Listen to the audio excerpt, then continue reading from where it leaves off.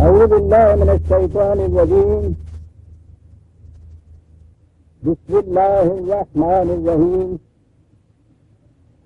عزیزان من، آج فروری 1975 کی 16 تاریخ ہے اور درس قرآن کریم کا آغاز سورہ النحل کی آیت 53 سے ہو رہا ہے. 16/5-3. آپ کو یاد ہوگا کہ میں نے پچھلے درس میں اور اس کے آخری لمحات میں یہ عرض کیا تھا کہ اب ہمارے سامنے ایک ایسی آیت آتی ہے جو عنوان بنتی ہے اس موضوع کا جو بالخصوص ہمارے اس دور میں بڑی اہمیت اختیار کر چکا ہے، اور وہ موضوع ہے معاشی نظام یا معاشی مسئلہ. میں نے بتایا تھا کہ اس معاشی نظریہ کی جو اس دور میں عام ہو رہا ہے یا کیا جا رہا ہے، اس کی بنیاد مارکس کے تصور پر ہے اور اسے عام طور پر کمیونزم کہا جاتا ہے. اس نے کہا یہ تھا کہ یہ جتنی مصیبتیں، پریشانیاں، الجھنیں دنیا میں نظر آ رہی ہیں، یہ ضروریات زندگی یا رزق کی غلط تقسیم کی بنیادوں پر استوار ہوتی ہیں. اس کی بنیادی وجہ یہ ہے. اس مسئلے کو اگر صحیح طور پر حل کر دیا جائے تو یہ پریشانیاں ختم ہو جائیں گی. کسی کو وہ طبقاتی امتیاز بھی کہتا ہے، کسی کا نام اس کے نزدیک نظام سرمایہ داری کے خلاف ایک دوسرے نظام کا محاذ ہے، جسے جیسا میں نے عرض کیا کہ وہ کمیونزم کہتے ہیں. یہ جنگ ہے، یہ ٹکراؤ ہے ان دو نظاموں کے درمیان، دو نظریات کے درمیان، طبقات کے درمیان. اور اس نے کہا یہ کہ اگر اس مسئلے کا صحیح حل دریافت کیا جائے اور اسے رائج کیا جائے تو یہ الجھنیں، یہ تصادمات، یہ تزاحمات، یہ ٹکراؤ جو ختم ہو جائیں گے اور امن قائم ہو جائے گا. جو کچھ اس نے لکھا اور کہا وہ تو بڑا ضخیم ہے. بنیادی نظریہ اس کا یہ ہے کہ اصول یہ ہونا چاہیے کہ from each according to his capacity and to each according to his needs. ہر شخص سے اس کی استعداد کے مطابق کام لیا جائے اور اس کی ضروریات کے مطابق اسے دیا جائے. نظریہ بڑا خوشگوار، اطمینان بخش، پسندیدہ. لیکن اس کے بعد اس نے یہ کہا، یہ ساری ڈسکشن اس کی پارٹی کے اندر ہوئی، یہ ڈیٹیل موجود. اس سے کہا گیا کہ اب اس کو ہم انٹروڈیوس کریں، اس کو رائج کریں، اس کو رائج کرنے کا طریقہ کیا ہونا چاہیے. اس نے کہا کہ یہ نظریہ تو میں سمجھ گیا ہوں کہ اسی پر انسانیت کی فلاح کا دار و مدار ہے، لیکن میں یہ نہیں بتا سکتا کہ یہ عمل میں کیسے آ سکتا ہے. یعنی یہ بات کہ ایک شخص اپنی کیپیسٹی کے مطابق، صلاحیت، کیپیسٹی کو آپ صلاحیت، استعداد، استطاعت کچھ بھی کہہ لیجئے، اس کے مطابق وہ کام کرے، اس کام کا جو محصول ہو جسے وہ پیداوار کہتے ہیں وہ اتنا زیادہ ہو کہ اس کی ضروریات سے کہیں زیادہ فاصلہ ہو، اسے دیا جائے اس میں سے اتنا ہی جس سے اس کی ضرورت پوری ہوتی ہو. اس سے جتنا زائد ہے وہ اس سے لے لیا جائے، چھین لیا جائے. تو اس نے کہا کہ اس کے بعد وہ اتنا کام ہی کیوں کرے گا جو اس سے زائد پیداوار ہو، وہ اتنا ہی کام کرے گا جس سے اس کی ضروریات پوری ہونی ہے. جب اسے اس سے زیادہ کچھ ملنا ہی نہیں تو وہ جان مار کا کام کیوں کرے گا.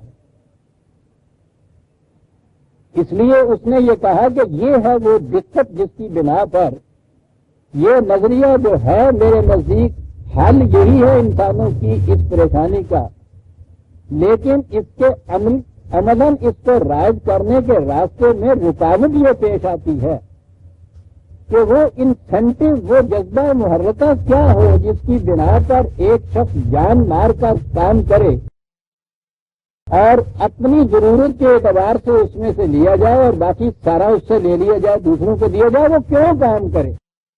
تو اس نے کہا یہ تھا کہ یہ کیوں جو ہے اس کا جواب میرے پاس نہیں ہے،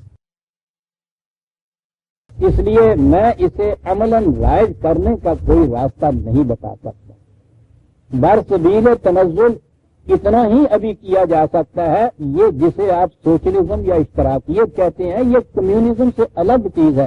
یوں کہیے کہ اس کا ابتدائی سٹیج ہے، یا یوں کہیے کہ جہاں جا کے مارکس عاجز آ گیا تھا اس کو عمل میں نافذ کرنے کے لیے، اس سے وہ پیچھے ہٹا اور اس نے کہا یہ کہ ابتدا تو یوں کیا جائے کہ جتنے بھی یہ وسائل پیداوار ہیں، مینز آف پروڈکشن، خواہ وہ زمین کی شکل میں ہوں، کارخانوں کی شکل میں ہوں، وہ انڈیویجول پراپرٹی انفرادی ملکیت میں نہ رہیں، وہ قوم کی ملکیت میں لے لیے جائیں، نیشنلائز جسے ہم آج کہتے ہیں، اور اس کے بعد ہر شخص کو کام مہیا کیا جائے، اور کام مہیا کرنے کے بعد اس کو اس کی ویجز دی جائیں، مزدوری دی جائے مزدور کو۔ اس نے کہا کہ یہ ہے وہ پروگرام، وہ عملی نظام جسے ہم رائج کر سکتے ہیں، ویجز کا نظام، اکارڈنگ ٹو ہز نیڈز نہیں، مزدور کی اجرت دی جائے۔ تو اس نے کہا کہ اسے تو ہم نافذ کر سکتے ہیں۔ یہ جو ہے نا برصغیر تنزل نافذ کیا گیا، اسے سوشلزم کہا جاتا ہے۔ یہ کمیونزم سے اس نے کہا تھا کہ یہ پہلا قدم ہے۔ بہرحال آپ دیکھ لیجئے دونوں میں کتنا فرق ہے۔ یہ ہے جسے اشتراکیت کہا جاتا ہے، سوشلزم کہا جاتا ہے۔ یہ میں نے جیسا عرض کیا تھا، اور یہ میں نے نہیں کہا، خود اس کی پارٹی کے اندر یہ اعتراض ہوا کہ یہ تو وہ کیپٹلزم کی ہی ایک ذرا سی بدلی ہوئی شکل ہے، زیادہ سے زیادہ آپ اسے ویلفیئر کہہ سکتے ہیں۔ اصل سوال تو یہ ہے کہ مزدور کی محنت کا معاوضہ متعین کرنے کا اصول اور معیار کیا ہو۔ یعنی ایک لیبرر، ایک مزدور، وہ بھی دن بھر کام کرے، ایک راج معمار وہ بھی اس کے ساتھ کام کرے دن بھر، ان کے اوپر سپرویژن کے لیے ایک انجینئر بھی کام کرے دن پر۔ معمار کو 5 روپے یا 3 روپے، اس زمانے میں تو 2 روپے 1 روپیہ ملا کرتا تھا، معمار کو مثلاً 10 روپے، انجینئر کو 60 روپے۔ تو انہوں نے کہا کہ یہ کس معیار کے مطابق متعین کیا جائے؟ انہوں نے کہا کیپٹلزم بھی تو یہی کرتا ہے۔ وہ ایک فرد ہوتا ہے کارخانے کا مالک، وہ یہ کہتا ہے کہ میرے کارخانے میں کام کرنے والے مزدوروں کو مثلاً 100 روپیہ مہینہ ملے گا،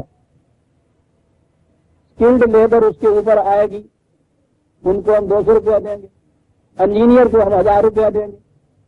اس نے کہا بہن ہی یہی کچھ تم کرتے ہو اپنے ہیں اس واقعیت میں، فرق صرف اتنا ہے کہ اس میں ایک مالک ہوتا ہے کارخانے کا، اس میں تم نے اس کی جگہ اسٹیٹ کو مالک مقرر کر دیا۔ وہاں وہ ایک مالک متعین کرتا تھا ویجز، یہاں اسٹیٹ نے متعین کر دی ویجز۔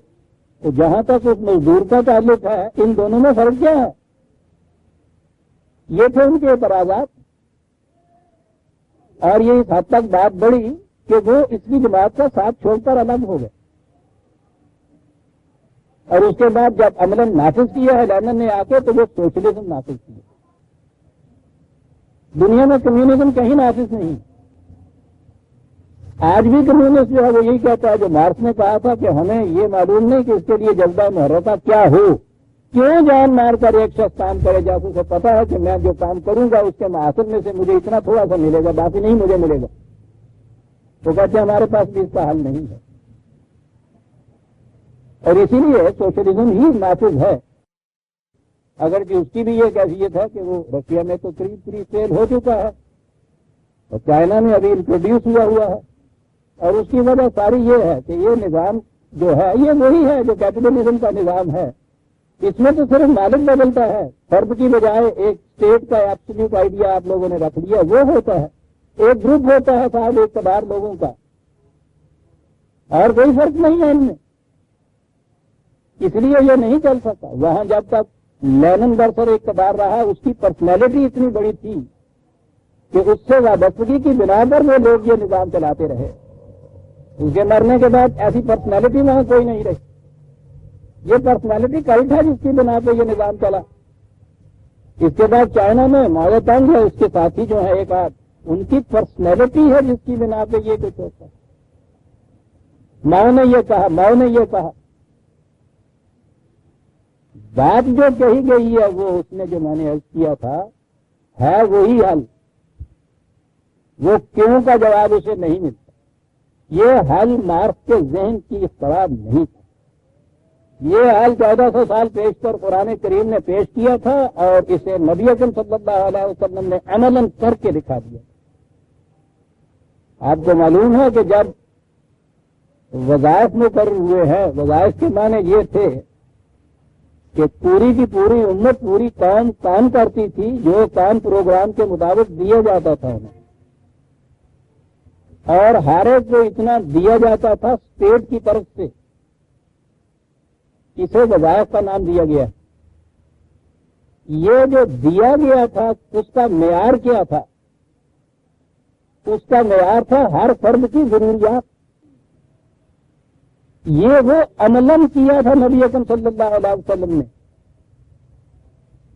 حتیٰ کہ میدان جنگ میں جو مال غنیمت آتا ہے وہ تو ساری فوج کا مشترکہ ہوتا ہے، اس میں بھی تقسیم کا یہ اصول تھا کہ جو مجرد ہوتا تھا، شادی شدہ نہیں ہوتا تھا، اس کا حصہ کم ہوتا تھا، اور شادی شدہ اور بال بچوں والا جو تھا اس میں بھی حصہ اس کی ضرورت کے مطابق ہوتا تھا۔ وظائف متعین اس اصول پہ کیے گئے تھے کہ ساری امت کے افراد کام کریں اس پروگرام کے مطابق جو وہ نظام چاک آؤٹ کرے، اور ہر ایک کی ضروریات کے مطابق اسے وظیفہ دیا جائے، اسٹیٹ کی طرف سے یہ چیز اس کو دی جائے۔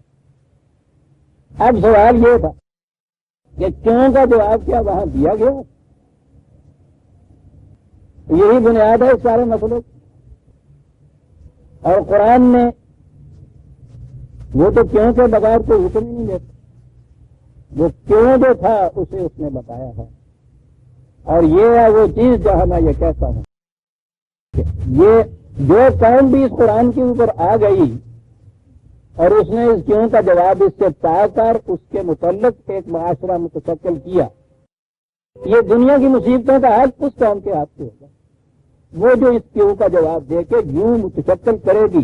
بات وہی ہے جو میں نے عرض کیا، اور بات وہ جو میں نے کہا کہ اس دور میں تو بارہ مارکس کے ریفرنس سے وہ بات آگے چلی ہے، وہ تو قرآن کے ریفرنس سے آگے بات چلتی۔ بنیاد ہے اس چیز کی، اس ایمان پر، ان چار لفظوں سے جہاں سے یہ سورہ نحل کی 53ویں آیت شروع ہوتی ہے، وَمَا بِكُم مِّن نِّعْمَةٍ فَمِنَ اللَّهِ، یہ عزیزان من سارا بنیادی نقطہ اس کے چار لفظ ہیں سارے۔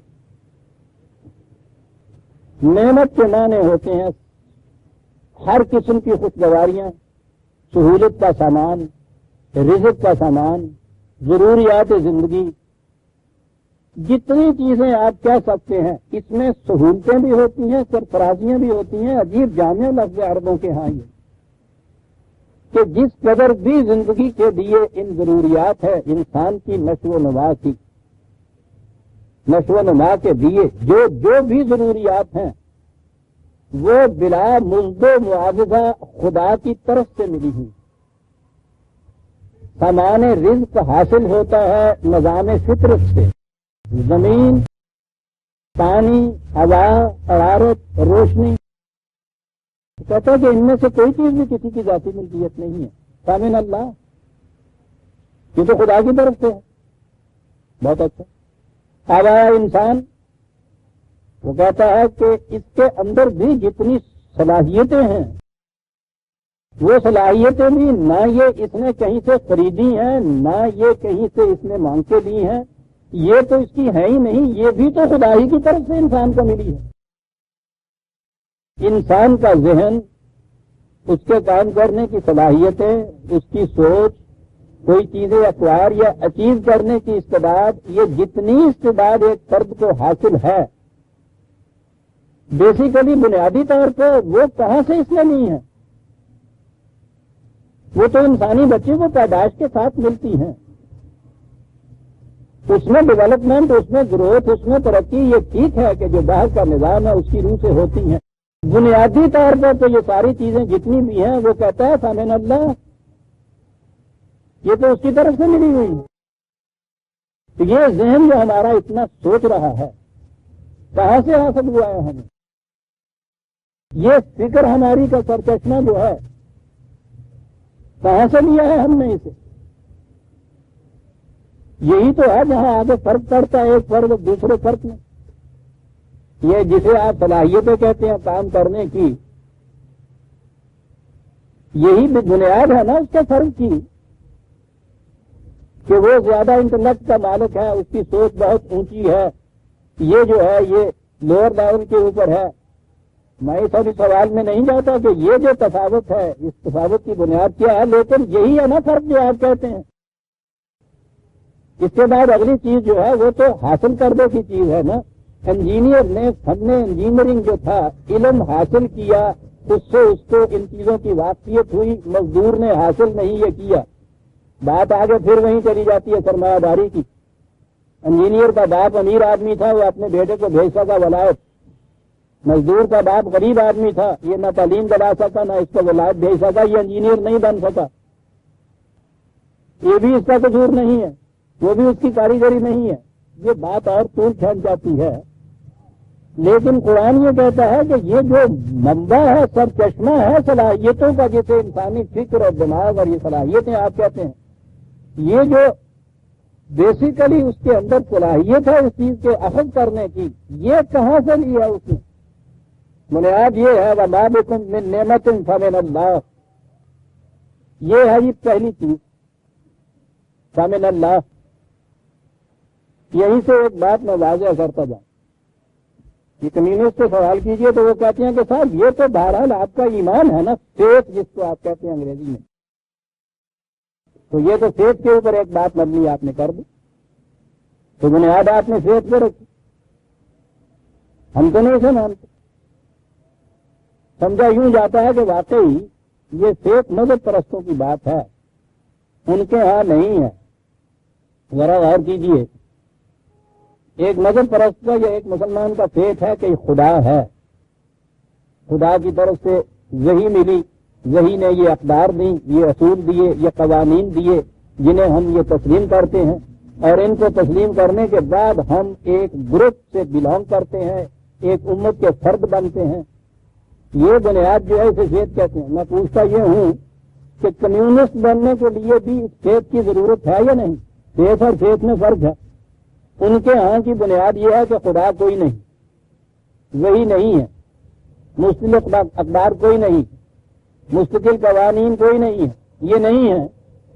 یہ جو ماننا ہے کہ یہ نہیں ہے، یہ فیتھ نہیں ہے.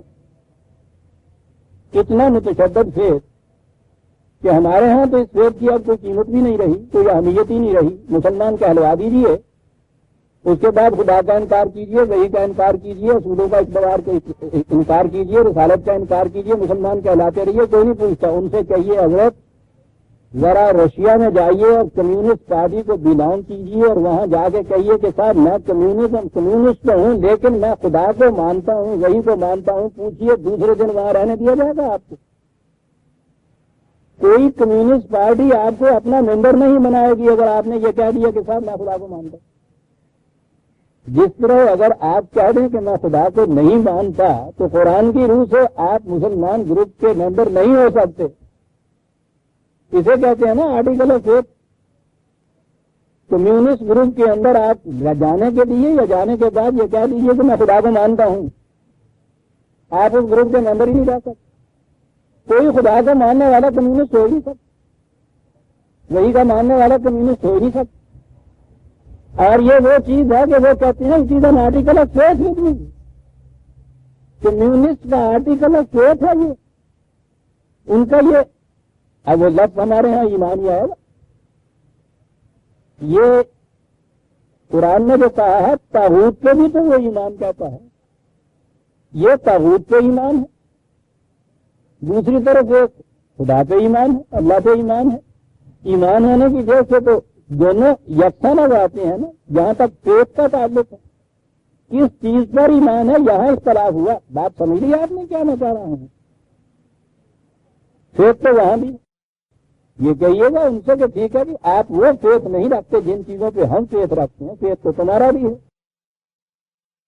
لہذا یہاں کبھی ہمیں اپالوجیٹک ایٹیٹیوڈ نہیں اختیار کرنا چاہیے، مایوسی انداز نہیں ہونا چاہیے کہ تو یہ آسا ٹھیک ہے جی ہم تو مذہب پرست ہیں جی ہم تو مانیں گے جی اب کیا کریں، ہم مسلمان کے گھر میں جو پیدا ہوگا مصیبت ہے ہمارے لیے، تو مصیبت کیا ہے؟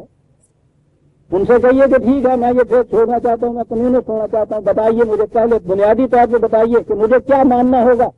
ماننا ہوگا کمیونسٹ ہونے کے لیے بنیادی طور پہ ان کے ہاں لکھا ہے یہ کہ یہ ماننا ہوگا کہ یہ جی اگر میں یہ نہ مانوں تو کہتے ہیں تم کمیونسٹ نہیں ہو سکتے، تو یہ صاحب یہ ماننا ہوگا جسے آپ کہتے ہیں وہی تو ہم کہتے ہیں کہ آپ کو یہ ماننا ہوگا۔ کیا ماننا ہوگا؟ ماننا ہوگا کہ وَمَا بِكُم مِّن نِّعْمَةٍ فَمِنَ اللَّهِ، یہ ماننا ہوگا کہ جتنی کیپیسٹی دی ہوئی ہے کام کرنے کی صلاحیتیں بنیادی جو ہیں میری نہیں ہیں، مینز آف پروڈکشن جتنے بھی ہیں وسائل پیداوار میرے تیرے کسی فرد کے نہیں ہیں۔ فَمِنَ اللَّهِ، یہ میرا ایمان ہے۔ تمہارا ایمان ہے نا کہ اس پہ فرد کی ملکیت نہیں اسٹیٹ کی ملکیت ہے نا کمیونسٹ کا ایمان یہ۔ میرا ایمان یہ ہے کہ یہاں فرد بھی نہیں اسٹیٹ بھی کوئی شے نہیں، یہ خدا کی ملکیت ہے۔ تو پوچھنے صاحب مانا اس کے کیا ہے کہ یہ تو صاحب ایک ایبسٹریکٹ سی چیز ہے، نظری سی چیز ہے، کہ صاحب نظری سی چیز تو نہیں ہے۔ اسٹیٹ کی ملکیت کے معنی یہ ہے نا کہ جو بھی وہ قوانین بنائے اس ملکیت سے فائدہ اٹھانے کے لیے اس کو حق حاصل ہے یہ قوانین بنانے کا، کیونکہ یہ اس کی ملکیت ہے۔ اور ہم یہ کہتے ہیں کہ صاحب یہ خدا کی ملکیت ہے، اس لیے اس کو حق حاصل ہے کہ اس ملکیت سے فائدہ اٹھانے کے لیے جو قوانین چاہے بنا۔ انہی قوانین کو ہم وہی کہتے ہیں۔ اسٹیٹ کے قوانین جو ہیں ان کا ماننا آپ کے نزدیک وہ تو کوئی فیتھ نہیں ہے، کوئی بری بات نہیں ہے، نہایت معقول بات ہے۔ اور اگر ہم یہ کہیں کہ صاحب جسے آپ اسٹیٹ کہتے ہیں ہم اس کی جگہ خدا کو مالک قرار دیتے ہیں، اسٹیٹ کو جو اختیار حاصل ہے ہم سب سے خدا کو اختیار حاصل ہے، اسٹیٹ کے اختیارات تمہارے ہاں کے ضوابط قوانین میں آتے ہیں، خدا کے اختیارات ہمارے نزدیک خدا کی کتاب میں آتے ہیں۔ بتاؤ تو صحیح بیسیکلی دونوں میں فرق کیا ہے؟ ہمیں متون کرتے ہو اور آپ بڑے ریشنلسٹ بنتے ہو۔ ہمارے ہاں بات سمجھی ہوئی نہیں، اسی لیے کچھ جھینپے ہوئے تھے، شرمندہ ہوئے تھے کہ ہاں صاحب ٹھیک ہے جی ہم یہ مانتے ہیں جی ٹھیک ہے جی یہ تو مانتے ہوئے تو ان سے کہو کہ فرق کیا ہے تمہارے ماننے ہمارے ماننے میں؟ بات الگ ہے کہ تم کیا مانتے ہو ہم کیا مانتے ہیں۔ میں نے بتایا آپ کو ایک ایک قدم کے اوپر آپ دیکھیں گے کہ وہ وہی کچھ وہ کرتے ہیں۔ بنیاد یہ ہے تم یہاں تک صرف جاتے ہو کہ وسائل پیداوار پر ملکیت اسٹیٹ کی ہے، چلیے صاحب اسٹیٹ کو یہ اختیار ہے وہ قوانین بنائے، بہت اچھا صاحب کہ یہ نظریہ اور یہ ایمان رکھنے کے باوجود آپ وہ جو خود تمہارے ہاں کے مارکس کا دیا ہوا بنیادی اصول ہے اسے تو قابل عمل نہیں قرار آپ دیتے نا۔ یہ سارا کچھ ماننے کے باوجود آپ کہتے ہیں کہ اس پہ ہم عمل نہیں کر سکتے کیونکہ جذبہ محرکہ ہمارے پاس نہیں ہے، اور ہم اتنا ماننے کے بعد اگلا قدم یہ دیتے ہیں جذبہ محرکہ تو جہاں سے پیدا ہوا یہ ٹھیک ہے، خدا نے یہ کہا کہ الارض للہ بھی ہے، وسائل پیداوار خدا کے ہیں، وہ تو باہر تک کی دنیا کا اس نے یہ معاملہ کیا۔ یہ جو ہے وَمَا بِكُم مِّن نِّعْمَةٍ فَمِنَ اللَّهِ، میرے اندر جو صلاحیتیں ہیں اتنی کہ میں زائد کے مقابلے میں زیادہ پیدا کر سکتا ہوں، میری یہ زائد صلاحیت جو ہے یہ بھی میری نہیں ہے، خدا کی عطا کردہ ہے، جس طرح زمین میری نہیں ہے خدا کی عطا کردہ ہے۔ یہ ہے ایمان ہمارا۔ تمہارا ایمان وہاں تک ختم ہو گیا کہ اسٹیٹ کی ملکیت میں آیا، تم نے خود اعتراض کیا کہ وہ تو کیپٹلزم کی ایک بدلی ہوئی ذرا شکل ہے. ہمارا ایمان یہ ہے، آپ دیکھیے کہ جہاں نہ کیپیٹلزم رہتا نہ تمہارے وہاں کی سوشلزم رہتی ہے. یہ اس سے بہت آگے چلی جاتی ہے بات. زمین بھی خدا کی، میرے اندر زمین سے پیدا کرنے کی صلاحیتیں جو دی ہوئی ہیں وہ بھی اس کی دی ہوئی ہیں. نہ میں اس کا مالک ہوں نہ میں ان کا مالک ہوں. اس میں میرا کیا ہے؟ عزیزان اللہ، مجھے افسوس یہ ہے کہ نہ تو آپ آباد کے سامنے قرآن کے نسخے ہوتے ہیں، نہ ہی آپ ان کے کچھ نوٹس رکھتے ہیں. کچھ لیے چلے جائیے، اگر کام کی کچھ باتیں آ جاتی ہیں. پتہ ہے زندگی کتنی ہے، دوبارہ یہ وقت آنے ہیں یا نہیں آنے. یہ صلاحیتیں بیسیکلی یہ میری نہیں، یہ وسائل پیداوار یہ میرے نہیں ہیں. فرد کا کیا ہے؟ میں اس وسائل پیداوار پہ خدا کی دی ہوئی صلاحیتوں کے مطابق جا کے کام کرتا ہوں، محنت کرتا ہوں، دوسرا نہیں کرتا. یہ ہے فرق. اور اس نے کہا ہے کہ لیسا للانسان الا ما سعی، فرد صرف اس کا مالک ہے جس کی جو وہ محنت کرتا ہے اپنی، یہ اس کی ہے. کہا یہ چاہتے ہو نا تم سے عدل ہو، عدل کا تقاضا ہے کہ لیسا للانسان الا ما سعی، صرف اس کی جو لیبر ہے، محنت ہے اس کی، یہ ہے اس فرد کی. اور اسی کا وہ مالک اپنے آپ کو کہہ سکتا ہے. جسٹس کا یہ تقاضا ہے. تم ایز اے رائٹ بطور حق اس سے زیادہ ڈیمانڈ نہیں کر سکتے. بات بڑی صاف ہے. اس ایمان کے بعد کہ وہ زمین بھی وہ خدا کی تھی، اس نے زیادہ پیدا کرنے کی صلاحیتیں جو مجھ میں ہیں یہ بھی اس کی دی ہوئی ہیں. بس میرا اس کے اندر صرف اتنا ہی رہ جاتا ہے. لیسا للانسان الا ما سعی، یہ صاحب یہ ہے آپ کا، لیجیے ایز اے رائٹ تو یہی لے سکتے. لیکن اس نے کہا ہے کہ ہم نے عدل کے ساتھ احسان کا بھی حکم دیا. ہم صرف عدل نہیں کرنا چاہتے، اور وہ احسان یہ ہے کہ وما من دابۃ فی الارض الا علی اللہ رزقها، تمہاری ضروریات زندگی پورا کرنا، مہیا کرنا، یہ ہمارا فریضہ ہے. چاہے عدل پہ رہنا چاہتے ہو یا ہمارے احسان پہ آنا چاہتے ہو، یہ ہمارے ذمہ ہے. یہ وہ جو ماسعہ کا تھا حوالہ اس کا ہے 53/39. یہ جو کہا ہے کہ اس روئے زمین پر کوئی جاندار ایسا نہیں ہے کہ جس کی رزق کی ذمہ داری ہمارے اوپر نہ ہو. 11/6. دیکھتے ہیں آپ کیسے کڑیاں ملتی چلی جاتی ہیں. تو کہتا کون سا نظام چاہتے ہو پہلے؟ یہ نظام چاہتے ہو یا وہی چاہتے ہوتے ہیں؟ ٹھیک ہے، جتنی تم محنت کرتے ہو اس سے اگر تمہارے بال بچوں کا پیٹ نہ بھرے تو پھر ہمارے ذمہ تو کوئی دوش نہیں ہے جسے کہتے ہیں. اور ہم آگے بڑھتے ہیں اس سے. ہم تمہارے اور تمہارے بال بچوں کی رزق کے ذمہ دار ہم دیں گے. اب اس کے بعد اگلی چیز یہ آگے کہ پھر سیدھی سی بات ہے کہ جو کام تمہارے ذمہ لگایا جائے وہ کام تم کرو. صلاحیتیں جو تمہیں ہم نے دی ہیں ان صلاحیتوں کو اس کام کے پورا کرنے میں صرف کرو تو کرتے چلے گا. تو تمہارا اتنا ہی کام ہے، اس کے بعد کی فکر تو ہے ہی نہیں تمہاری. جو غم ملا اسے غمیں جانا بنا دیا. یہ سب کچھ کرتے رہو. گھر آؤ گے تمہارے گھر میں سب کچھ موجود پاؤ گے تم، جو تمہارے اور تمہارے بچوں کی ضروریات کے لیے ضروری ہے یہ موجود پاؤ گے. جو موجود پائے پھر اس کے بعد اس کو کیا ضرورت ہے یہ سر برد اپنے ذمے لے کہ میں نے کیا کام کیا، کیا محنت ملی، کیا پیدا ہوا، کہاں رکھوں، کسے بیچوں. ارے ضرورت ہی نہیں. یہ کام مجھے دیا، میں کر دیا، میں نے کر کے وہ آ گیا. گھر میں ضروریات زندگی میری پڑی ہوئی ہیں سب. کیا یہ انسینٹو مل گیا یہ یا نہیں؟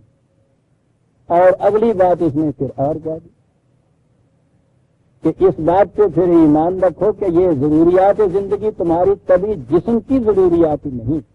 تمہارے اندر ایک اور چیز بھی ہے کہ جسے انسان کی ذات کہا جاتا ہے. انسان کی ذات کی نشو و نما بھی ضروری ہے، جسم کی نشو و نما سے کہیں زیادہ ضروری. اور اس ذات کی نشو و نما کا اصول یہ یاد رکھو، اس پہ ایمان لاؤ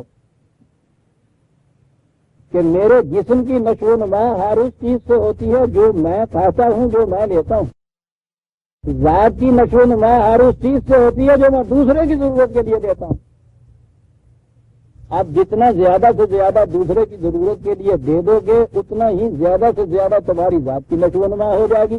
تمہاری ضروریات کے متعلق تو ہم نے انتظام کر دیا, تبھی ضروریات تو ہم پوری کریں گے.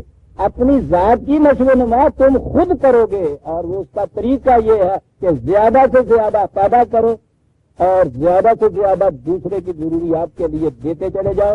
ذات کی نشو و نما خود کرو, تمہارے بچوں کی نشو و نما ہم کریں گے.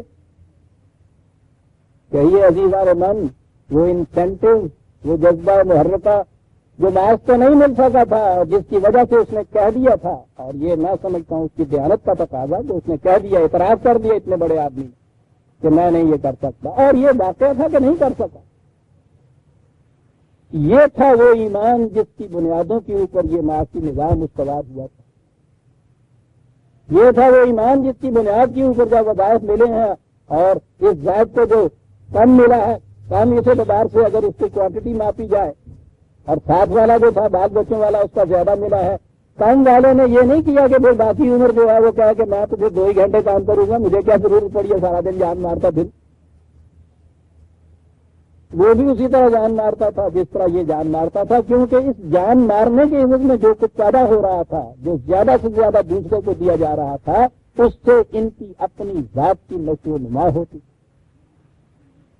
قرآن نے یہ کہا ہے کہ یاد رکھو, زیادہ سے زیادہ جو دوسروں کو دینا ہے یہ تثبیت نفس تمہاری اس سے ہو جاتی ہے. Integration of your own self.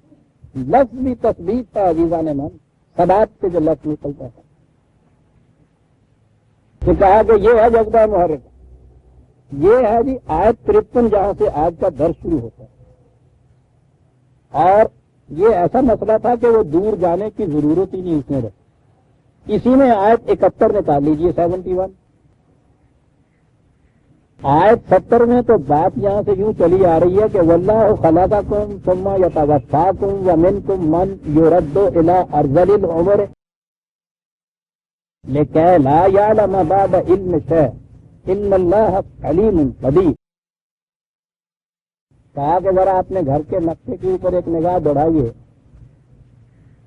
آج ایک بچہ پیدا ہوتا ہے تمہارے ہاں, ظاہر ہے کہ وہ کچھ کمانے کے قابل نہیں ہے, تو کیا تمہارا اصول یہ ہے کہ جو کمائے گا اسی کو اتنا ہی وہی ملے گا, جو نہیں کمائے گا اس کو کچھ نہیں ملے گا؟ تو یہ بچہ تو پہلے دن ہی مار دینا چاہیے تھا, وہ تو کما ہی نہیں سکتا. تو کہا کیا کرتے ہو تم؟ کرتے ہو ان کو ضرورت, گھر والے بھوکا رہتے ہو اس کے لیے دودھ کا انتظام کرتے ہو. تمہاری اپنی ضروریات سب پسے پوش تم ڈال لیتے ہو, جو کچھ نہیں کما رہا اس کی ضرورت سب سے پہلے پوری کرتے ہو. کہا کہ کہو نا, وہ اصول لاؤ نا کہ صاحب یہ ٹھیک ہے, جو محنت کرے گا اس کو اتنا ہی ملے گا. یہ پرورش کی ذمہ داری تم نے اپنے اوپر دے رکھی ہے نا اس بچے کی, تو ساری توجہات کا مرکوز یہ نقطہ ہو جاتا ہے نا کہ اس کی پرورش ہم نے کرنی ہے. یہ سوال تو نہیں پیدا ہوتا کہ یہ کماتا کیا ہے, کماتا ہی کچھ نہیں.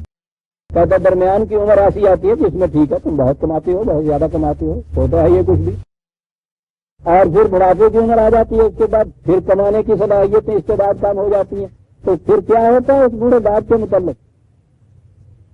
اس کی ضروریات پوری کرتے ہو یا پھر وہ یورو والوں کی طرح سے اس کو دھکا دے دیتے ہو کہ جاؤ وہاں جا کے پور ہاؤس میں دن بسر کرو اپنی. والدین نے احساناً کیا کہا تھا کہ جتنی کمی آ گئی ہے ان کی اس کمی کو پورا کرو. یہ کمانے والے افراد کے اوپر دونوں ذمہ داریاں عائد ہوتی ہیں یا نہیں؟ کہ وہ جو کما کے لائے پہلے اس بچے کی ذمہ داری پرورش کی پوری کرو جو کچھ نہیں کما رہا, پھر ان بوڑھوں کی ذمہ داری پوری کرو جو کم کمانے کے قابل رہ گئے ہیں اب, اور یہ زیادہ سے زیادہ محنت کرے. جتنی یہ ذمہ داریاں بڑھتی ہیں اتنے زیادہ کام کرتے ہو یا نہیں؟ اچھا باپ اسی کو کہیں گے نا کہ جو ذمہ داریوں کی نسبت سے زیادہ محنت کرے. روز یہ ہوتا ہے کہ صاحب نوکری تو میں کرتا ہوں اس سے پورا نہیں پڑتا, گھر کا ذمہ داریاں میری بڑھ گئی ہیں, اس لیے میں اب شام کو بھی جا کے میں کام کرتا ہوں. میں نے ایک پارٹ ٹائم بھی ایک جاب لے لیا ہوا ہے. کرتے ہو نا یہ زیادہ سے زیادہ, کیا جذبہ محرکہ ہے آپ کا بھی اس میں؟ یہی چیز کہ میری ذمہ داریاں جو ہیں ان کو پورا کرنے کے لیے مجھے زیادہ سے زیادہ کام کرنا چاہیے. اور اس میں سے پھر یہ بھی تو ہے نا کم از کم خود لیتے ہو، زیادہ سے زیادہ دوسرے کو دیتے. جس بات کی یہ کیفیت ہو کہ گھر میں بچے تو بھوکے مر رہے ہوں اور وہ بازار میں بلائی کھا رہا ہو، ساری دنیا اس کو بھگا کہتی ہے. ربوبیت کا تقاضا یہ تو نہیں ہے نا تم اپنے ہاں یہ یعنی آپ دیکھیے کہ کہاں سے بات وہ شروع کی ہے اس نے کہ یہ نقشہ ہے نا تمہارے ہاں کا. وہ کہتا یہ ہے کہ یہ نقشہ جو ایک گھر کی چار دیواری کے اندر ہے، ان دیواروں کو ذرا ادھر اور ادھر سے نیچے گرا دیجئے، ذرا سا کشادہ کر دیجئے. یہ جسے اس نے بر کہا ہے، جس کا ترجمہ ہم نے نیکی کہا ہے، لیس البر ان تقوم الوجہ قبل المشرق والمغرب، بر یہی نہیں ہے. بر کے معنی کشادگی ہے. وہ کہتے ذرا نگاہوں کو کشادہ کرو، اور یہی جب دیواریں تم گرا دو گے اس کا نام معاشرہ ہو جائے گا.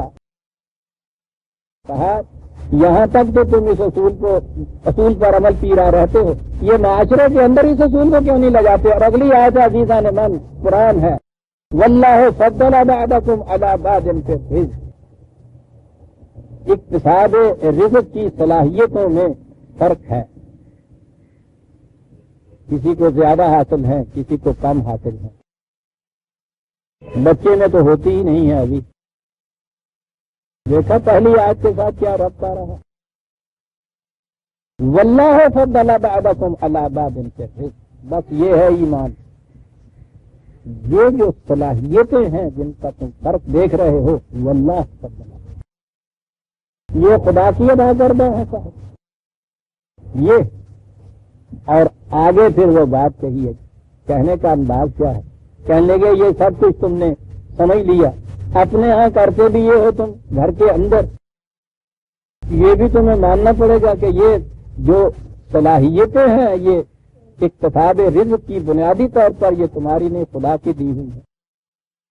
اور آگیا فَمَلَّذِينَ فُضِّلُوا بِرَادِّ رِزْقِهِمْ عَلَىٰ مَا مَلَكَتْ أَيْمَانُهُمْ فَهُمْ فِيهِ سَوَاءٌ.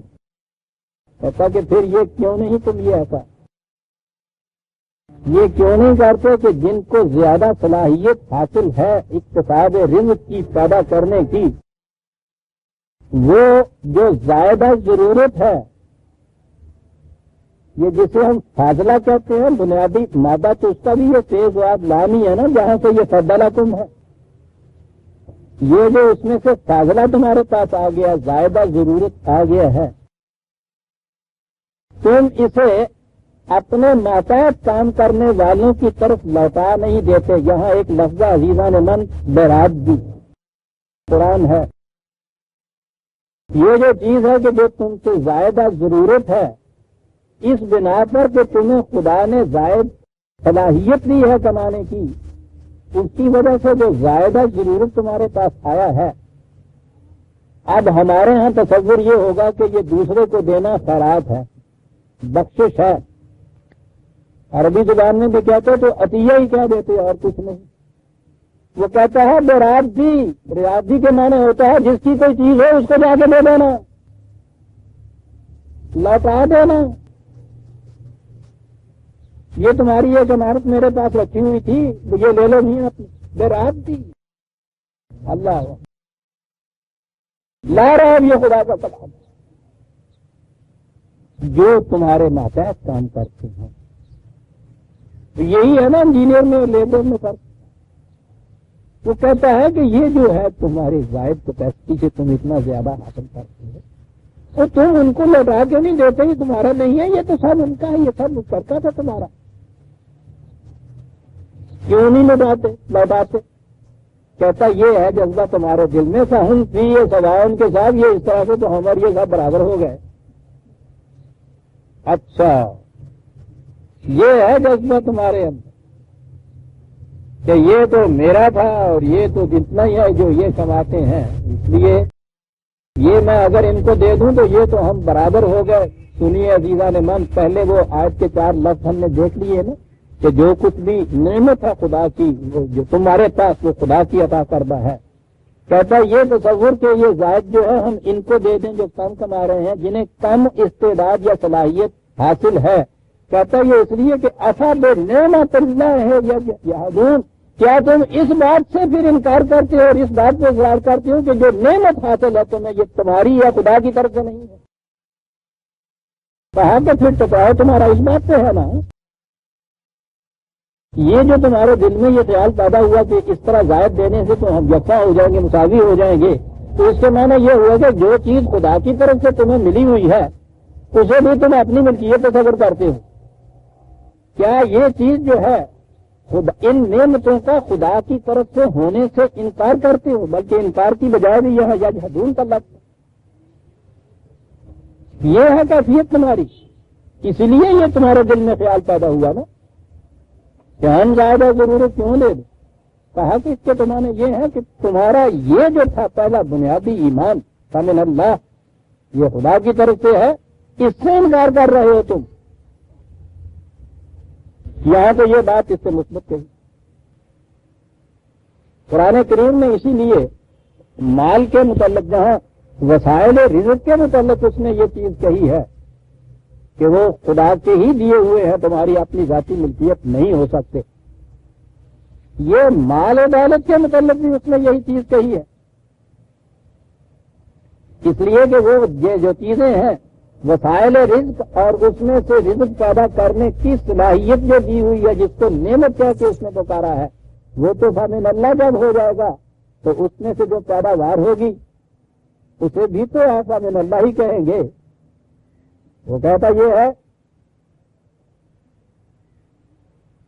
ام یکسبون رحمت ربک، یہ تو دوسری بات ہوگی. نحن قسمنا بینہم معیشتہم فی الحیات الدنیا ورفعنا بعضهم فوق بعض درجات لیتخذ بعضهم بعضا سخریا ورحمت ربک خیر مما یجمعون.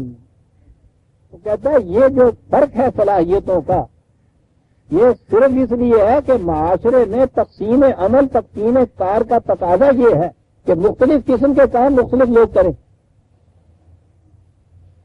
مختلف صلاحیتوں والے مختلف قسم کے کام کریں. یہ تو تقسیم کار کے لیے ہے ایسا. اور تمہاری کیفیت یہ ہے کہ تم مالک بن بیٹھتے ہو، یہ تصور کر کے عوام باطل میں اپنے کہ یہ سب ہماری ملکیت ہے، جو ہمیں یہ صلاحیت زیادہ مل گئی ہے، یہ بھی ہماری ملکیت ہے، اس کا محافظ بھی ہمارا ہونا چاہیے. وہ کہنے لگے صرف اتنی سی چیز ہے، رحمت ربک کا خیر مما یجمعون.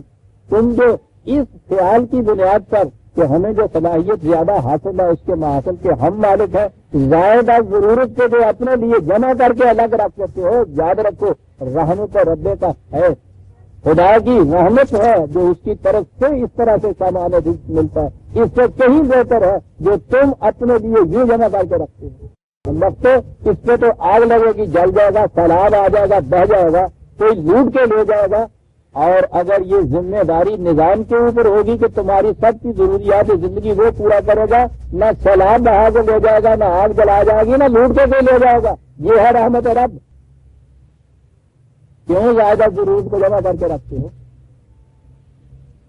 اب اس نے اس کے برعکس جو نظریہ ہے وہ جس پر نظام سرمایہ داری کی ساری بنیاد ہے، وہ نظریہ وہ سامنے لاتا ہے. اس میں یہ چیز ہے نا آپ کے ہر فرد یہ کہتا ہے، وہ جسے کہتے ہیں کہ ملکیت کا جذبہ جو ہے انسان کے اندر ہوتا ہے، وہ ہر چیز تو میری کہتا ہے. اور اس کی بنیاد یہ ہے، وہ کہتا یہ ہے کہ جو کچھ مجھے زیادہ حاصل ہو رہا ہے یہ میری ہنرمندی کا نتیجہ ہے. یہ ہے نا بنیاد جسے آپ سرمایہ داری یا کیپٹلزم کا نظام کہتے ہیں. اس کی بنیاد اس سے ہوتی ہے کہ وہ ہر فرد یہ کہتا ہے کہ جو کچھ میں کماتا ہوں یہ میری ہنرمندی کا نتیجہ ہے، اس لیے یہ میری ملکیت ہے. کسی کو حق حاصل نہیں ہے کہ اس میں کسی طرح سے انٹرفیئر کرے. وہ جو لیسلی تیرو ہے نظام سرمایہ داری میں، نو رائٹ آف انٹرفیئرنس، وہ ہے بنیاد کہ کسی کو حق حاصل نہیں ہے کہ اس میں مداخلت کرے، کیونکہ یہ میری محنت کا نتیجہ ہے، جو کچھ میں نے کمایا ہے، جو کچھ مجھے حاصل ہے. یہ بالکل متضاد ہو گئی اس ایمان سے جو قرآن نے کہا ہے فمن اللہ. اس کی مثال وہ دے کے بیان کرتے ہیں. نظام سرمایہ داری کا نمائندہ اس کے نزدیک قارون ہے، وہ تو ضرب المثل ہے آج تک 28 اور 28 بتا 76 سننا قارون کان من قوم موسیٰ. کیا بات ہے قرآن کی عزیزان من، جن قوم موسیٰ کہہ کے کتنی عظیم چیز کا آگے بجا کے جو نظر آتا ہے کہ بتایا گیا تھا کہ قوم موسیٰ میں سے تھا. تو پہلے کہتا چلا آ رہا ہے کہ بنی اسرائیل کے اوپر ایک تو وہ عذاب تھا جو ایک غیر قوم نے فرعون نے ان کے اوپر عائد کر رکھا تھا، ان کو اپنی معصومیت کے پنجے میں جکڑ رکھا تھا. اس کے بعد کا شکنجہ سیلابی ان کے سینے پہ تھا. وہ تو دوسری قوم تھی. کہا یہ قوم سے اس قسم کی جو ہے سوال اس میں یہ نہیں ہوتا کہ اپنی قوم سے ہے دوسری قوم سے، خود اپنی قوم کے اندر کے سرمایہ دار کے اندر تو اس سے بھی زیادہ خون آسان ہوتے ہیں. میری قوم میں اس کا یہ تو اپنی قوم کا فرق تھا. وہ کہا کہ اتنا کچھ اس کو حاصل تھا کہ اس کے بڑے خزانے تھے، ان خزانوں کو تو اتنے بڑے زمانے میں تو بھات نہیں ہوتی تھی نا، یہ دولت جو تھی نوٹ تو نہیں ہوتے تھے، چیک تو نہیں ہوتا تھا کہ 5 لاکھ کا بھی ہو تو اتنا سا پورزا، وہ تو اگر لاکھ روپیہ اٹھانا پڑے تو اس کے لیے کئی کئی درکار ہوتے ہیں. اس لیے کہا کہ وہ اتنی دولت تھی کہ اس کو اٹھانے کے لیے بھی اتنے لوگ چاہیے تھے. اور اس کی بنیاد کے اوپر لا تفرح ان اللہ لا يحب الفرحین، وہ بہت بڑا بن رہا، پھولا ہوا نہیں سماتا تھا. اس کی بنیاد پہ اسے کہا جاتا تھا جو ایمان رکھنے والے تھے کہ یہ نہ کر. اور کتنی عجیب چیز کہی قرآن نے، وابتغ فیما آتاک اللہ خود دار الآخرۃ ولا تنس نصیبک من الدنیا. خدا کی وحی کی روح سے بات کہنے والے اس سے کہتے تھے کہ ہم تم سے یہ نہیں کہتے ہیں کہ یہ دنیاوی زندگی میں گدڑی پہن لو اور جو کی روٹی کھا لے اور یہ سارا ہی چھوڑ دے اور تیاگ لے، یہ جوگ اور سنیاس، بالکل نہیں. دنیا کی زندگی میں بھی اپنے حصے کو فراموش نہ کرے، خوب گاؤ بھی ہو سب کچھ، لیکن وابتغ فیما آتاک اللہ، جو کچھ خدا نے تجھے دیا ہے اس میں آخرت کی فکر بھی اپنے ساتھ رکھ. وہی ذات کی نشو و نما جسے کہا گیا ہے. اس کا طریقہ وَأَحْسِنْ كَمَا أَحْسَنَ اللَّهُ إِلَيْكَ، یہ احسن اللہ، یہ خدا نے یہ جو دوسروں کے ہاں کمیاں ہیں اور تمہیں یہ زیادہ دے کے اس کو اس طرح سے زیادہ دیا ہوا ہے اور یہ کمی پوری کی ہے، یہ خدا کی عطا کردہ ہے. جس طرح اس نے تمہارے ساتھ یہ کیا ہے کہ باقیوں کے مقابلے میں تمہیں یہ ذات دیا ہے، جس کے پاس کھانے کے لیے رزق کم ہے اسے تو اسی اعتبار سے دیے چلے جا. خدا تمہارے ساتھ یہ کرتا ہے تو ان کے ساتھ یہ کچھ کر. ولا تبغ الفساد فی الارض، اور ملک کے اندر فساد برپا نہ کر. اب دیکھیے لفظ فساد جہاں آیا ہے، یہ جتنے بھی کیپیٹلسٹ ہوتے ہیں ان کو کبھی بھی آپ نے دیکھا ہوگا کہ لاٹھ لے کے باہر آ گئے ہوں یا دم مار رہے ہوں یا فتنہ پیدا کر رہے ہوں، کبھی یہ کرتے ہی نہیں. یہ تو ایسے وقت میں اور زیادہ دلوں میں گھس جاتے ہیں ہم لوگ. تو فساد یہ تو ہے نہیں کہ فساد نہ پیدا کر. یہ جو ہے رزق کی غلط تقسیم جس سے طبقات پیدا ہوتے ہیں، یہی تو فساد ہے حقیقت. اس کے معنی نامداریاں ہوتے ہیں. فساد نہ پیدا کر.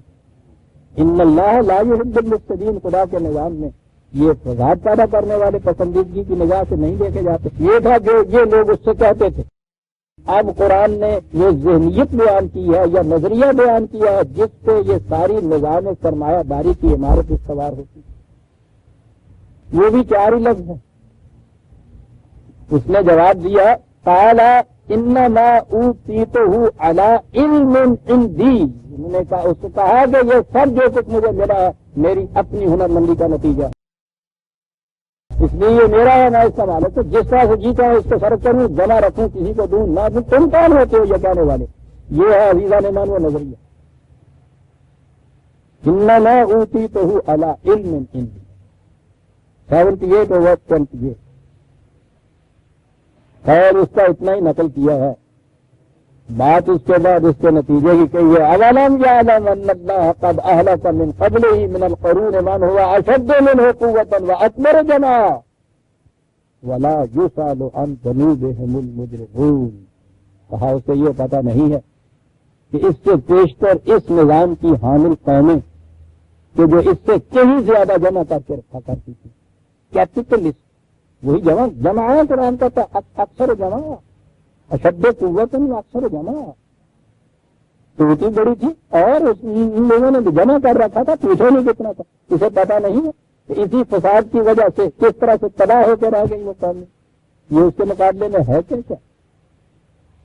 یہ وہ ذہنیت تھی جو قرآن نے ایک طرف نظام سرمایہ داری کے متعلق بیان کی، اسے ادھر سے تو اسے ختم کر دیا، وَمَا بِكُم مِّن نِّعْمَةٍ فَمِنَ اللَّهِ، وہ کٹا۔ دوسری طرف یہ جو نظام کام کرنا تھا اپنا کہ ہر شخص اپنی صلاحیت کے مطابق زیادہ سے زیادہ وہ کام کرے، اور یہ جو چیز ہے نا to eat according to his need, یہ نہیں ہے کہ اس میں سے اسے دیا جائے، بلکہ قرآن نے تو یہ کہا ہے کہ یہ اس کا سوال ہی نہیں ہے، یہ سوال ہمارا ہے، یہ ذمہ داری ہماری ہے، یہ نظام خداوندی کی ذمہ داری ہوگی کہ یہ اس کی اور اس کے بچوں کی ضروریات زندگی پورا کرتا رہے۔ مامن دابت ارد اللہ اللہ رزق، یعنی آپ نے دیکھا ہے کہ قرآن ان 2-4 آیتوں کے اندر کس طرح سے بات واضح کر دیا کہ نظام سرمایہ داری کی تو جڑ کاٹ کے رکھتی ہے، وہ ذہنیت جس میں وہ کہنے والا ہے کہ جو کچھ مجھے ملا ہے میری ہنرمندی کا نتیجہ ہے، اور ادھر سے یہ چیز کہ ان کو جو جذبہ محرکہ نہیں ملتا کہ کیوں ایک شخص جان مار کا کام کرے جب اسے پتا ہے کہ اس میں سے مجھے کم از کم ملنا ہے، زیادہ جو فاصلہ ہے دوسروں کے پاس چلے جانا ہے، وہ کیوں ایسا کرے؟ اس کیوں کا جواب یہ دیا قرآن نے۔ یہ ہے جسے وہ کہتے ہیں کہ صاحب، تو یہ تو پھر آپ پیٹ کے اوپر بات کر رہے ہیں، میں نے اب کیا ہے ابھی آپ سے کہ یہ ساری باتیں ہی فیص میں ہیں۔ قارون نے جو کہا ہے، یا قارون جس طبقے یا نظام کی نمائندگی کر رہا ہے، ان کا ایمان ہے نا کہ ہمیں جو کچھ ملا ہے علی علم عندی ملتا ہے، ہماری ہنرمندی کا نتیجہ ہے۔ آج بھی آپ جب ان کے ہاں کی جو کیپٹلزم کے مدافعت میں یا اس کے حق میں جو بھی وہاں سے خیالات اور کتابیں ملتی ہیں، آپ ان میں پڑھیے، بنیاد اس پہ ہوتی ہے۔ نو رائٹ آف انٹرفیئرنس جو ان کے ہاں کا مقولہ ہے، اس کی بنیاد اس پہ ہے کہ یہ ہر شخص کو اس کی اپنی ہنرمندی کے روح سے ملتا ہے، کسی کو کیا خیال ہے اس میں سے چھین دے گا لے لے، یہ ان کا ایمان ہے۔ دوسری طرف ان کا یہ ایمان ہے کہ انسان کی زندگی یہ طبی زندگی ہے، اس کے بعد نہ خدا، نہ اس کے قوانین، نہ اس کی طرف سے کوئی وحی، نہ یہ چیز کہ یہ خدا کی ادا کردہ ہے۔ یہ ان کا ایمان ہے کہ خدا کی ادا کردہ نہیں، خدا کی ادا کردہ نہیں ہے تو پھر تو یہ اس کی اپنی ہی، جب اس کی اپنی ہے تو تم کون ہوتے انٹرفیئر کرنے والے؟ تو کہتے ہیں جی اسٹیٹ کو بھی حق حاصل ہے، اسٹیٹ کا تو میں نے تجزیہ انالیسس کر کے رکھ دیا تھا پچھلی کنونشن میں، میرا خطاب اسے ضرور پڑھیے گا، وہ بڑا ہی اہم خطاب ہے۔ فرض یا مملکت، میں نے اس میں بتایا یہ ہے کہ خدا کا انکار کرنے کے بعد ان کو ضرورت تھی کہ کوئی ایسا خدا یا معبود بنایا جائے جس کے نام سے کوئی قوانین نافذ کیے جائے، لوگ ورنہ مانیں گے نہیں۔ انہوں نے واہمہ میں ایک تصور دیا ہے اسٹیٹ کا، وہ اسٹیٹ کہیں ایگزسٹ نہیں کرتی، یہی ارباب اقتدار ہی کا نام ہوتا ہے۔ یہ دوسری طرف جو انہوں نے یہ کہا کہ ہمیں حق حاصل ہے کہ جو کچھ بھی ایک شخص اپنی محنت سے کماتا ہے اس میں وہ جو جتنا کچھ ہے وہ اسٹیٹ کی ملکیت میں جاتا ہے۔ اس نے کہا کہ یہ نہ تو یہ زمین اسٹیٹ میں پیدا کی تھی جو اس کی ملکیت میں چلی جائے، نہ ان افراد کو یہ صلاحیت اسٹیٹ میں دی ہوئی ہے جو ان کے اوپر بھی اس کا حق حاصل ہو۔ یہ ایک زحمہ کیوں تم کہتے خدا کیوں نہیں کہتے؟ آپ کہیں گے فرق کیا ہے؟ بڑا فرق ہے عزیزان من۔ اسٹیٹ کہنے میں آخر میں جب آپ جائیں گے تو چند ارباب اقتدار آپ کے یہاں آئیں گے نا جو وہاں بیٹھے ہوئے قانون بناتے ہیں، جب خدا کہیں گے تو وہ بھی بیچ میں سے نکل جائیں گے عزیزان من۔ ایمان تو تینوں جگہ عزیزان من آیا، نظام سرمایہ داری میں بھی بنیاد ایمان تو ہوئی، اور وہ بنیاد ہوئی کہ انما اوتیتہ علی علم عندی، یہ اس کا ایمان، نظام سرمایہ داری کا ایمان۔ ان کا بھی یہ ایمان ہے کہ وہی مستقل اقدار خدا، اس کے قوانین کوئی شے نہیں ہے، انسان ہی ہے، یہ بھی ایمان ہے۔ اس ایمان کا وہ نتیجہ کہ وہ فساد، اس ایمان کا یہ نتیجہ کہ تصور بڑا صحیح ہے جس پہ آپ پہنچے ہیں، اس کو عمل میں لانے کے لیے کوئی جذبہ محرکہ نہیں مل رہا۔ تو وہ نظریہ کیا جی جو عمل میں نہ آ سکے، آ ہی نہیں سکا، آج سکے گا ہی نہیں۔ بیٹھ گئے مطمئن ہو کے سوشلزم کے اوپر۔ سوشلزم جیسا میں نے عرض کیا ہے، یہ نظام سرمایہ داری ہی کا دوسرا نام ہے۔ نظام سرمایہ داری میں آج بھی آپ کے ہاں جو چیز آئی ہے، یہ مثلاً کارخانے، یہ زمینیں، یہ افراد کی ملکیت تھی نا، جس کو ہم نے نیشنلائز کیا ہے، ان افراد سے تو ان کے کسی اور کی تحویل میں دی ہیں، جس کو ہم اسٹیٹ کہتے ہیں۔ اگر میں آ کے دیکھیں گے تو وہ انسانوں ہی کا کچھ مجموعہ ہوگا نا، اس لیے کہ انسانوں سے برتر تو یہ کوئی اور مانتا ہی نہیں کسی حیثیت، تو یہ تو انسانوں میں رہے گا۔ اور عزیزہ نے مان فساد ہی ہے، ہاں اس کا برپا کرنے والا ایک انسان ہو یا انسانوں کا ایک گروپ ہو۔ یہاں چوراہے پہ آپ کو ایک فرد آ کے کوئی پستول دکھا کے لوٹ کے لے جائے وہ بھی، اور ہائی روڈ کے اوپر اگر ڈاکوؤں کا ایک گروہ آ جائے تو وہ بھی، ان کا وہ کھول جائز اس لیے ہو جائے گا کہ ہم بہت سے ہیں۔ قرآن نے کامل مجرمین کہا ہے، ڈاکوؤں کا گروہ۔ یہ ایمان ہے عزیزان من، جس کی بنیاد کے اوپر نہ فرد کو یہ حق رہتا ہے، نہ افراد کے گروہ کو کوئی حق رہتا ہے۔ وہ ان کے اوپر بھی وہ خدا ہوتا ہے، ان کے اوپر بھی وہ خدا ہوتا ہے، بالفاظ دیگر ان کا بھی یہ ایمان ہوتا ہے، ان کا بھی ہوتا ہے، اور اس میں تو ان اور ان میں فرق ہی کوئی نہیں ہوتا، امرہم شورا بینہم ہوتا ہے۔ اس چیز پر ایمان رکھنے والے باہمی مشاورت سے یہ انتظام کرتے ہیں کہ جی کیسے کیا جائے۔ ان میں سے کوئی ایک گروہ بھی ایسا نہیں ہوتا جس کو دوسروں کے اوپر کسی قسم کے استحصال یا ایکسپلائٹیشن کا حق حاصل، نام کچھ بھی کیوں نہ رکھ لیا جائے۔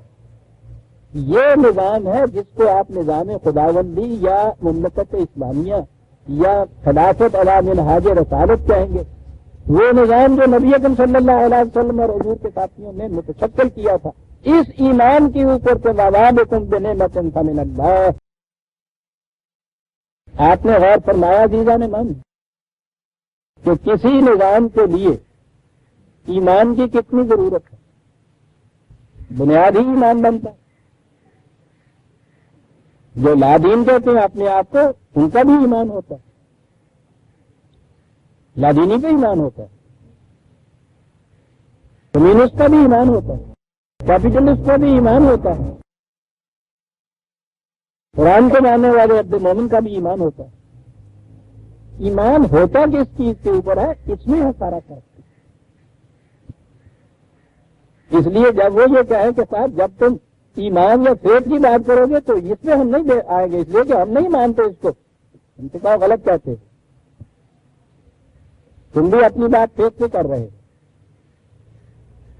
یہ کہنا کہ وہی کوئی نہیں ہے تمہارا فیت ہے، یہ کہنا کہ وہی ہے ہمارا فیت ہے، یہ کہنا کہ یہ میری علم مندی کا نتیجہ ہے، خزانہ سرمایہ داری کی بنیاد یہ اس کا فیت ہے، تمہارا یہ کہنا کہ فرد کا نہیں ہے، یہ اسٹیٹ کا ملکیت ہو جاتی ہے، تمہارا فیت ہے۔ ہمارا فیت یہ ہے کہ اس میں انسانوں میں کسی انسان کی یہ ملکیت ہوتا ہی نہیں ہوتا، اس لیے کسی انسان یا انسانوں کے گروہ کو حق حاصل نہیں ہے کہ وہ اس طرح سے انٹرفیئر کرے۔ یہ حق ان سے بالا تر ہو سکتی ہے، اور وہ اس لیے اس کے اوپر ہمارا ایمان ہے کہ یہ عطا کردہ واقعی اس کا ہے۔ اسٹیٹ عطا نہیں کر سکتی کسی فرد کو اس کی صلاحیتیں، یا زمین نہیں بنا سکتی۔ ان سے کہو نا پاپولیشن بہت بڑھ رہی ہے، شاید اس زمین کی اب کیپیسٹی کم کر ہو گئی ہے، ان سے کہیے کہ بہت اچھا صاحب کسی قسم کا قرہ ورد کار بنا لیجیے ساتھ، اسے تو تم کہہ سکو کہ اسٹیٹ کی ملکیت ہے یا فرد کی ملکیت ہے، خدا کی بنائی ہوئی زمین کے اوپر تم نہیں یہ کہہ سکتے۔ یہ ہمارا ایمان، قرآن کے ماننے والے کا ایمان۔ اور جب یہ ایمان ہے کہ جو کچھ میری صلاحیتیں ہیں وہ بھی میری اپنی نہیں ہیں، یہ بھی اس کی عطا کردہ ہے۔ جن چیزوں پہ میں نے ان صلاحیتوں کو استعمال کر کے اس میں سے رزق پیدا کرنا ہے وہ بھی میری اپنی نہیں ہے، وہ بھی خدا کی عطا کردہ ہے۔ وَمَا لَكُم مِّن نِّعْمَةٍ فَمِنَ اللَّهِ۔ قرآن کہتا ہے یہ غلط نظام اس دعوے کو، اس نظریے کو جھٹلانے سے پیدا ہوتے ہیں۔ وہ جو یہاں کہا ہے کہ کیا یہ لوگ خدا کی نعمت کو جھٹلاتے، انکار کرتے، یا اس سے یہ ضد پہ اڑ جاتے ہیں کہ یہ ہمارا ہے، یہ اس کا نہیں ہے، وہ کہتا ہے یہ ہے بنیادی نقطہ۔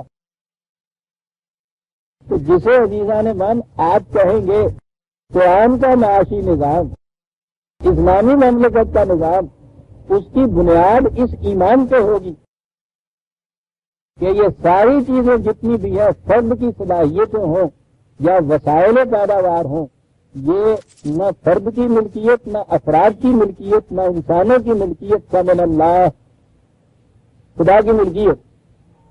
اور جب جس کی ملکیت مان لی جائے پھر اس کو تو حق ہوتا ہے نا کہ اپنی ملکیت میں تصرف کرے اور اس کے استعمال کے لیے قاعدے اور قانون بھی مقرر کرے۔ ہمارا ایمان ہے کہ یہ اس کی ملکیت ہے اور اس نے قاعدے اور قانون مقرر کیے۔ اس عرض کے استعمال کے لیے بھی مجھے بھی کہا کہ تم اپنی ان صلاحیتوں کی بھی کی، اس طرح سے تم ان صلاحیتوں کا استعمال کرو، مجھ پر بھی یہ قانون لاگو ہوتا کیونکہ یہ میری نہیں ہے، اسے ہم وہی کا قانون کہتے ہیں جی، اس پر ہمارا ایمان ہے۔ تمہارا ایمان ہے نا اسٹیٹ کے قانون پر، ذرا اعلان کر دیجیے نا کہ میں نہ اسٹیٹ کو مانتا ہوں نہ اس کے قوانین کو مانتا ہوں جی، ہمارا یہ ایمان ہے۔ اور وہ کہ جہاں آ کے مارکس عاجز رہ گیا ہے، وہاں سے آگے قدم لے جاتا ہے قرآن، وہ کہتا ہے میں دیتا ہوں جذبہ محرکہ، اور وہ ہے یہ ایمان کے وما بکم من نعمت فمن اللہ۔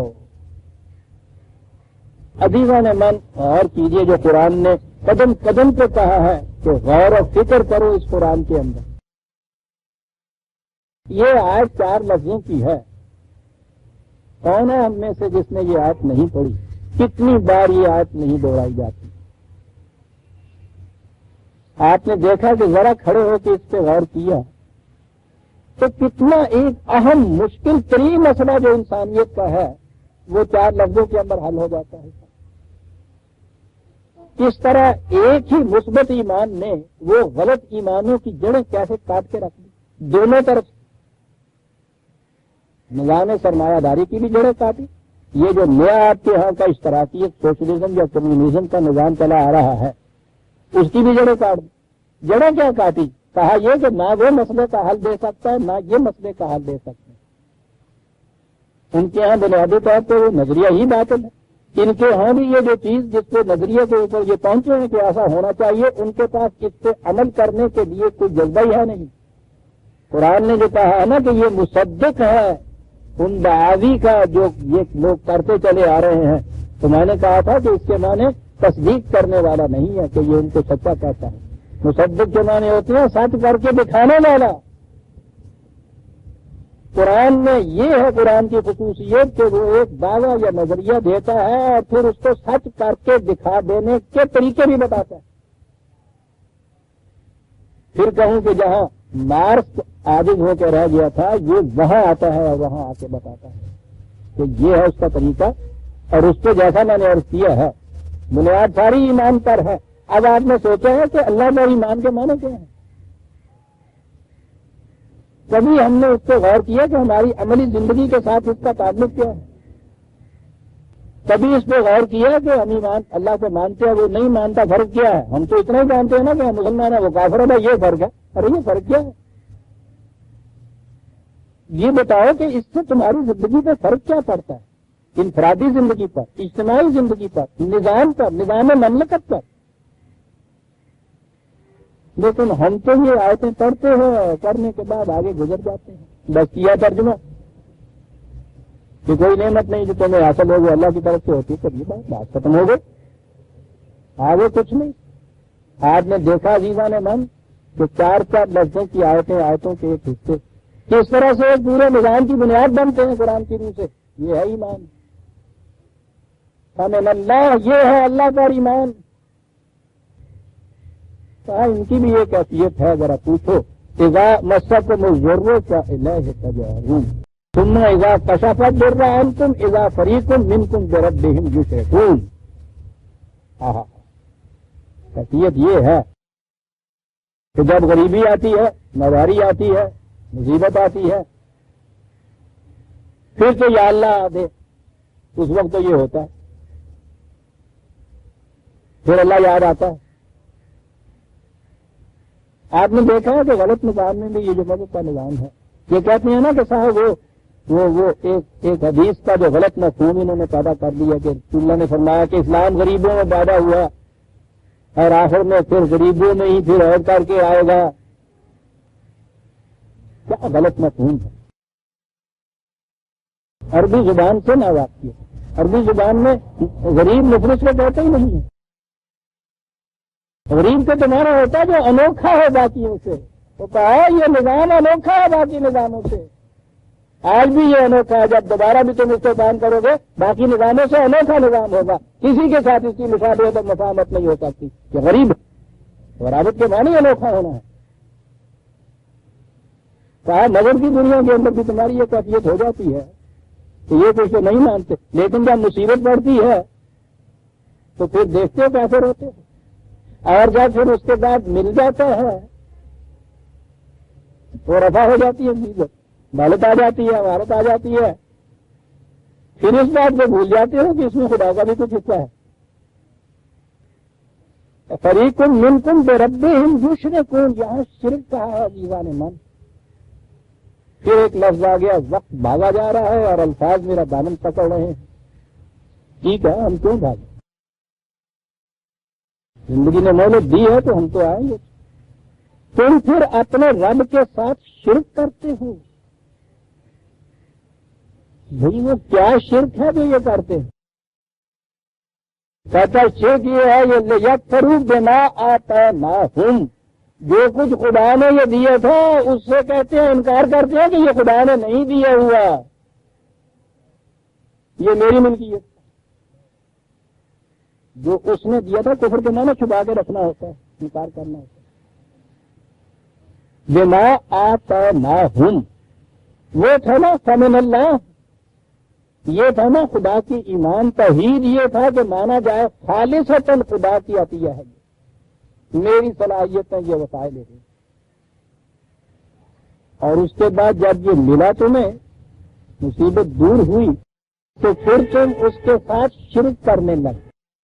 ابھی یہ جرات تمہاری نہیں ہوئی ہے کہ کھلے بندوں خدا سے انکار ہی کر دو، مسلمان بن کے رہنا تو ضروری ہے نا۔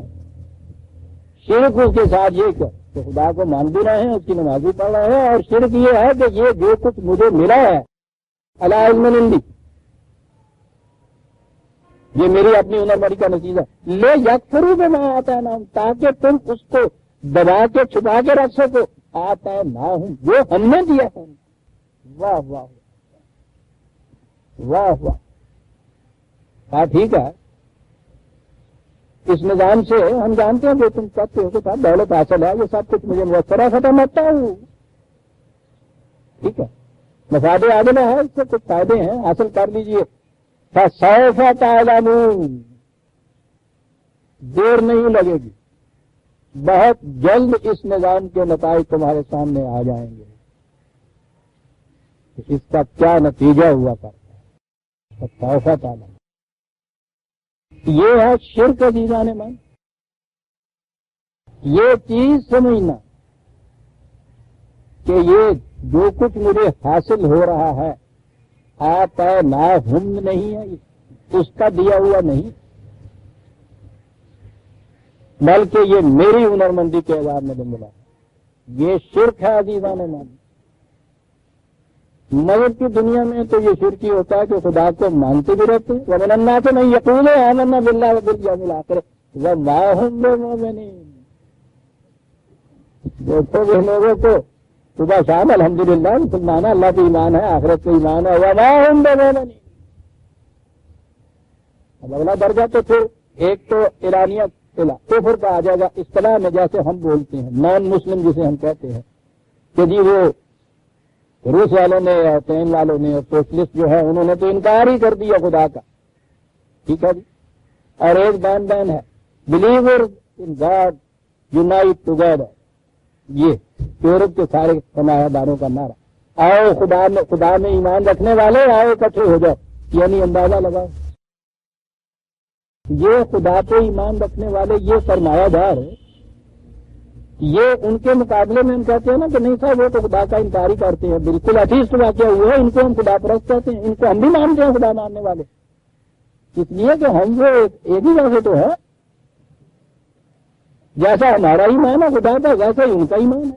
خدا ماننے والے خدا کو خدا ماننے والے، اور جو کچھ مل رہا ہے اس کے متعلق یہ نہیں ہے کہ یہ خدا کی طرف سے دیا ہوا اس کا ہے، اسے اپنی ملکیت سمجھنے والے، یہ شرک ہے عزیزان مان، وہ کفر ہے، یہ شرک ہے۔ اور آج ساری دنیا یا کفر میں مبتلا ہے یا شرک میں مبتلا ہے۔ اللہ پر ایمان اس وقت آئے گا جب یہ ایمان ہوگا کہ وَمَا بِكُم مِّن نِّعْمَةٍ فَمِنَ اللَّهِ،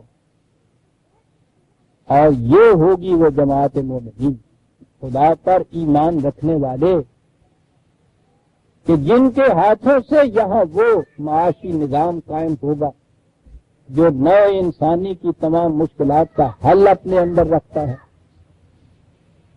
جسے 1400 سال پیشتر قرآن نے دیا، جسے 1400 سال پیشتر قرآن پر عمل کر کے دکھانے والے رسول نے عمل نافذ کر کے دکھا دی،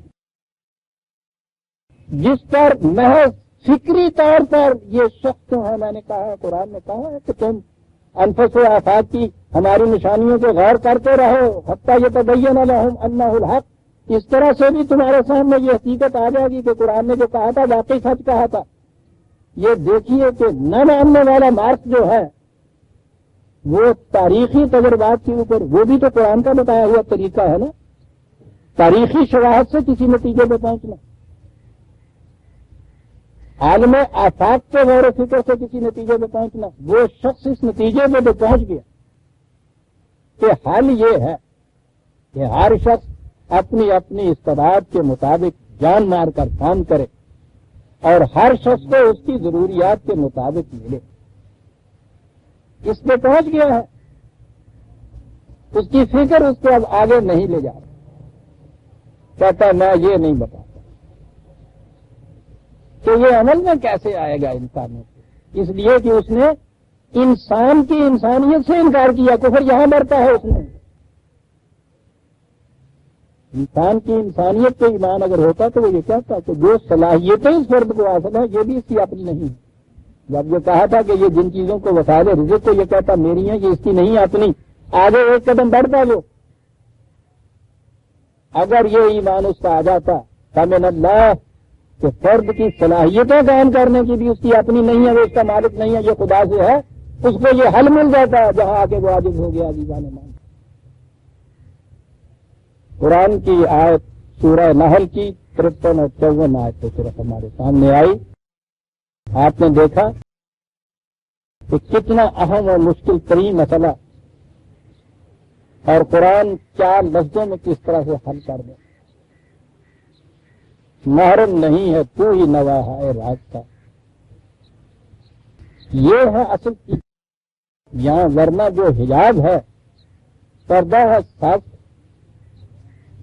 یہ الفاظ کے پردوں کے اندر جو قرآن حقائق چھپا کے بھیجا ہے، ان سے عزیزان ایمان یوں نہ آگے بڑھ جائیے، یوں نہ گزریے صاحب۔ قرآن کا ایک ایک لفظ ایسا ہے کہ اس پہ کھڑے ہو کے آپ غور و فکر کیجیے۔ قرآن آپ کے انسانوں کے ان دنیا کے مسائل کو حل کرنے کے لیے آیا ہے عزیزان ایمان، اس کے ہر بازے میں انسان کی کسی نہ کسی مشکل مصیبت اور پریشانی کا حل تو سیدھا آپ کو ملے گا، اور وہ حل یہ ہے کہ یہ ایمان وَمَا بِكُم مِّن نِّعْمَةٍ فَمِنَ اللَّهِ، یہ سب اس کا عطا تھا، میں اور میری صلاحیتیں، یہ خارجی کائنات اور وسائل رزق سارے اس کے ہیں، بس ایک میں اس کا ہو جاؤں تو سب میرا ہو جاتا ہے۔ کیا کہہ گیا ہے وہ بڑے حسین انداز میں جو کہا کرتا ہوں کہ عشق میں ایک تم ہمارے ہو، باقی جو کچھ ہے سب تمہارا ہے، یہ سب کچھ اس کا دیا ہوا ہے، وہ اگر تمہارا ہو جاتا ہے تو تم اس کے مالک ہو جاتے ہو، اس اعتبار سے کہ اس کے دیے ہوئے قوانین کے مطابق ان کو صرف میں لائیے۔ یہ ہے قرآن کا معاشی نظام عزیزان ایمان۔ اس ایمان کے بعد کوئی آئے اور آ کے بتائے کہ کس طرح قابل عمل یہ نہیں ہے قابل، ہاں وقت ہو گیا۔ ربنا تقبل منا انک انت السمیع العلیم۔